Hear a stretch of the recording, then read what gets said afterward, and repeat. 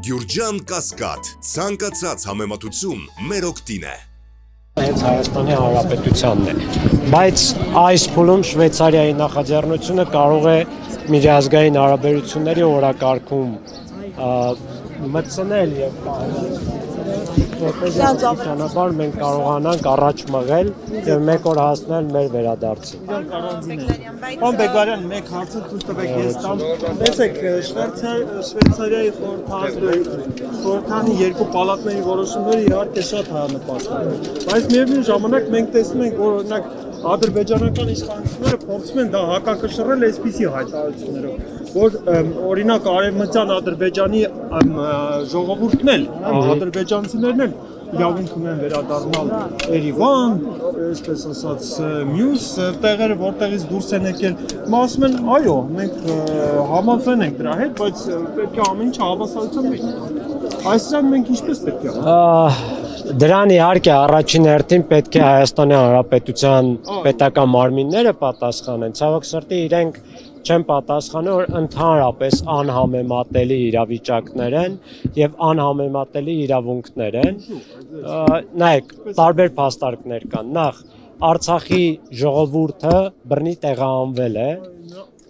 Ներողություն, չէ, եկեք ես ձեզ այդ բանավեճի մեջ չեմ մտնում։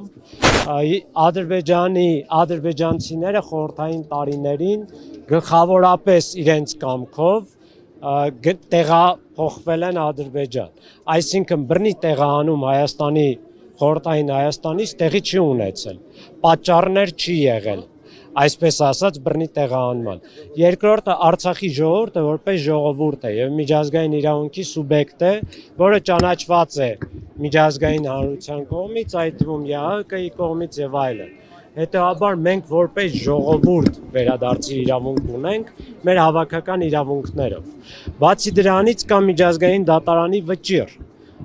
Ադրբեջանցիների պարագայում չկա այդ վճիռը։ Բացի դրանից ադրբեջանցիները բարձր տոկոսով կարողացել են փոխանակել կամ վաճառել իրենց սեփականությունը, իրենց գույքը այստեղ, իսկ մենք այդ հնարավորությունը չենք ունեցել, այլ ուղղակի բռնի տեղահանվել ենք, որովհետև ցեղասպանության ռիսկի առաջ են կանգնած եղել։ Ես մեկ հարց տամ ներողություն։ Եվ ներողություն բազմաթիվ այլ պատճառներ էլ կան, եւ սրան պետք է պատասխանեն Հայաստանի Հանրապետության իշխանությունները, կարող են քննարկել միայն համեմատել Ադրբեջանից տեղահանված հայերի եւ Հայաստանից տեղափոխված ադրբեջանցիների որոշ չափով իրավիճակները, բայց ոչ ամբողջությամբ։ Տեսեք, ադրբեջանական լրատվամիջոցները օրեր առաջ հայտարարեցին, որ ծագումով երկու հայեր ցուցմունք են տվել Ռուբեն Վարդանյանի դեմ։ Դուք ճանաչել եք այդ մարդկանց, ձեզ նրանք ինչու մնացին այնուամենայնիվ Արցախում, երբ որ բռնի տեղահանում տեղի ունեցավ։ Անձամբ չեմ ճանաչել, հեռակա գիտեմ, տարբեր ընկերների, բարեկամների, գործընկերների միջոցով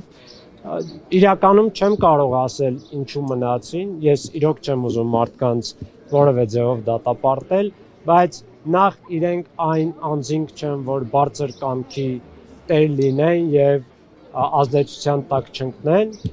եւ բարձր հավանականությամբ կամ բռնի ձևով, որևէ ձևով հարկադրել են ադրբեջանցիները, որպեսզի իրենք կեղծ մեղադրանք ու զրպարտություն ներկայացնեն Ռուբեն Վարդանյանի դեմ, կամ ինչ որ ձևով խրախուսել են, դա կլինի ֆինանսական կամ ինչ որ այդ մարդիկ ալկոհոլի հանդեպ սեր ունեցել են։ Առնվազն մեկի մասով տեղյակ եմ, որ ալկոհոլիկ է,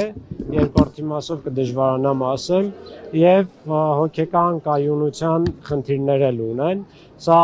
բոլոր արցախցիները գիտեն, ովքեր ճանաչում են այս անձանց, եւ նաեւ այդ հանգամանքները հաշվի առնելով կարող ենք միանշանակ ասել, որ նրանք ազդեցության տակ են գտնվել ադրբեջանական ծառայությունների կողմից։